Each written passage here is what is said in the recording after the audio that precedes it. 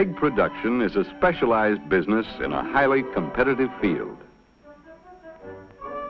Maintaining this unusual food in a favorable position and ensuring the producer a reasonable profit offers a problem that looks for partial solution to increased egg production per bird.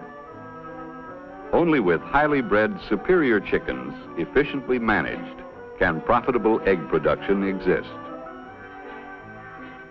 The appearance of this fine layer is an indication of her capacity to produce more eggs. Vigorous, alert birds with an inherited ability for heavy production of quality eggs have been selectively bred for generations in a calculated program that rests on a foundation of science and applied knowledge. Consider the egg. Its shell encompasses those elements of mystery that unfold to create new life. Here are grouped the qualities gathered by patient research designed to produce a growing pattern of improvement in birds yet to come. To ponder on these possibilities for improvement excites not only the geneticist, but the practical poultryman as well. Many concealed factors influence increased production, but in general, this developing embryo from a high-producing line has a good chance to become a vigorous, sturdy chick with good livability and the promise of developing into a high-producing bird. Already this newly hatched wonder shows the clean-cut characteristics of her forebears.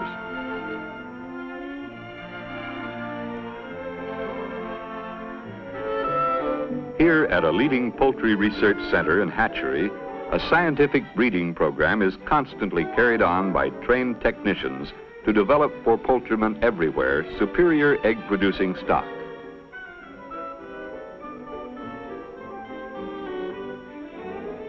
Many families and strains are utilized in the breeding program to obtain combinations pointing toward increased production. Since records form the backbone of such a program, trap nesting furnishes proof of the number and quality of eggs produced by each bird.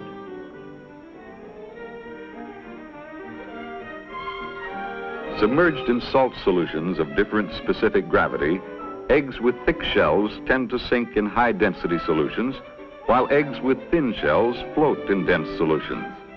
Shell weight is an indication of shell strength.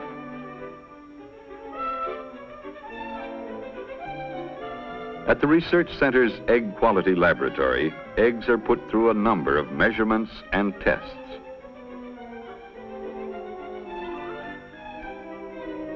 Each egg is numbered to identify the hen that laid it. The number is punched on the hen's card. The egg is weighed, and this is entered on the card. This device measures the ratio of length to width, so it can be recorded in a single code number. Accurate tabulation of any egg characteristic is quickly accomplished through the punch card system.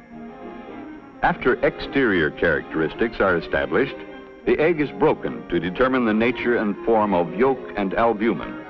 Multiple mirrors assist in observation, as the height of the albumin is measured by a tripod micrometer. In the pathology laboratory, a veterinarian skilled in making post-mortem examinations checks birds which had ailments or weaknesses. Through this careful scrutiny is revealed the weaknesses which may run in certain families, and is an important step in selecting for more vigorous stocks. Any acute communicable disease endangering the health of the flock may be arrested through routine autopsy.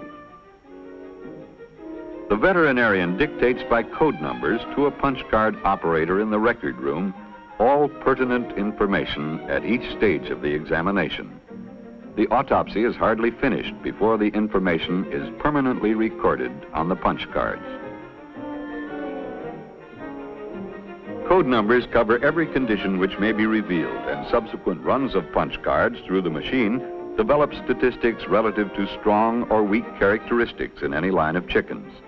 The prevalence of any given disease in its relationship to a line will quickly show up in card runs. Where serious inherited weaknesses or diseases show in sufficient proportions, entire families will be eliminated. Concrete results of scientific improvement, these sturdy baby chicks are destined for the laying flocks of commercial poultrymen. The hereditary factors behind them are well established. The measure of their success commercially will depend largely on good management. The fingers of the skilled grader tell him the story of health and vitality, and while such quality chicks represent a relatively high cost, their superior production capabilities will more than justify their initial expense. Rapid maturity is important. Only 17 weeks are needed to transform a baby chick into this fine young pullet. Although her plumage is rough, she is developing satisfactorily. 2 weeks older, she shows proper comb and wattle development. Another 2 weeks' growth shows further sexual maturity. And 2 weeks later, at 160 days of age, this pullet is ready to begin her production career. Now in full production, the superior quality of this hen is reflected in her appearance. The large, bright red, glossy comb identifies a good producer. An alert eye and bright red face indicate production vigor and good health. This producer has been debeaked to prevent cannibalism. The plumage of the good layer is usually soiled and shows wear and tear from repeated visits to the nest. Her abdomen is expanded and is soft and pliable.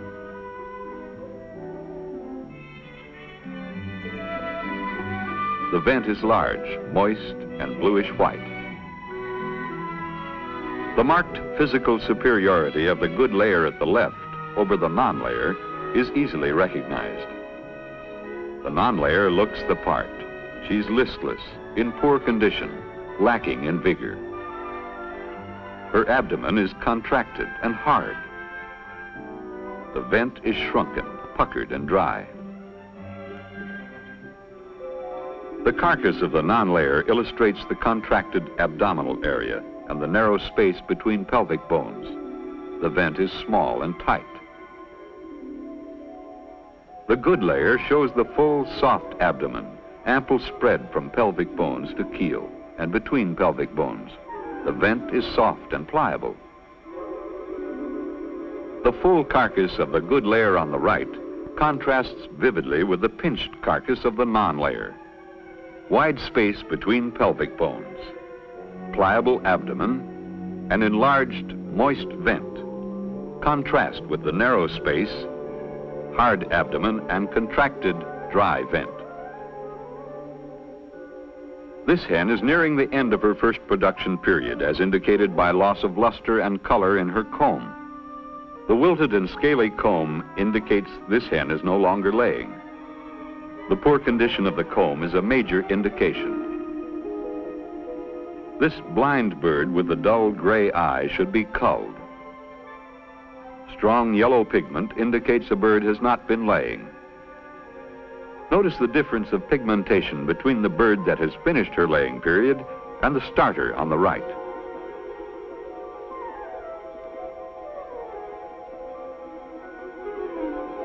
Rich yellow pigment in the shanks indicates the starting layer. Prolonged production results in bleached shanks.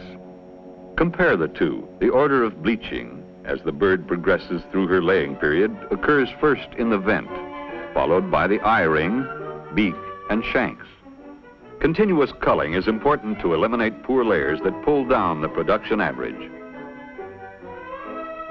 The non-laying hen may be distinguished by her listless manner. She is often in a molt. The laying hen has laying eggs on her mind. Under the guidance of an instructor, a student poultryman is learning the rudiments of culling by detailed examination of the bird. Hens molt normally in late summer and early fall. The hen that spends a minimum time in molt is usually a better producer. This hen has been in wing molt about 2.5 weeks. The first primary feather is half grown, while the second primary is newer and shorter. The third primary is ready to shed.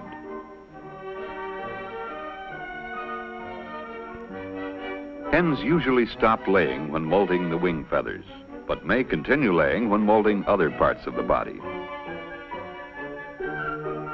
The fast molting, high-producing hen grows more feathers in less time than the slow molter. When a hen is molting, the head feathers are usually the first to shed, followed by the neck, breast, body, wings, and tail feathers. Here's a hen in a well-advanced stage of fast molt.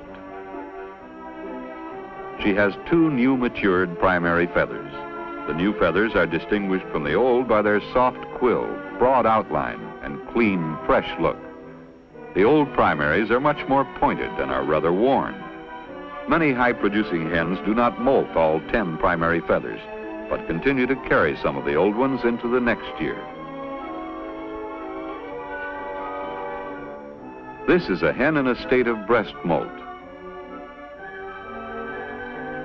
Notice the development of pin feathers which follow the body molt.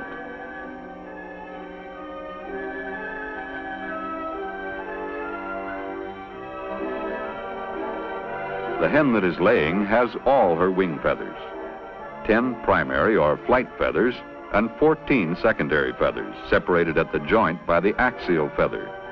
Her plumage is worn. Her comb is bright red, large, smooth, and glossy. Her beak is bleached.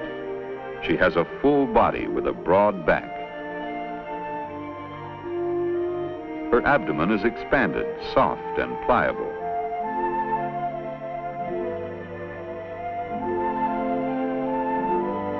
The yellow pigmentation has long vanished from her shanks into the volume of eggs she has produced. She's a worthy hen. There's no room in modern egg production for sentiment. It's a high-geared, push-button business, and the hen has become the key part in this semi-automatic egg factory. Whether she makes the big leagues and how long she stays depends on just one thing: how well she produces. Under these stringent business conditions, the genetic makeup of the laying hen assumes first importance. Housing, feed, and care are expensive and cost just as much for a poor hen as a good one. The development of high production layers has set a pattern of success for the poultry industry. Fine birds like these are truly the design for more quality eggs.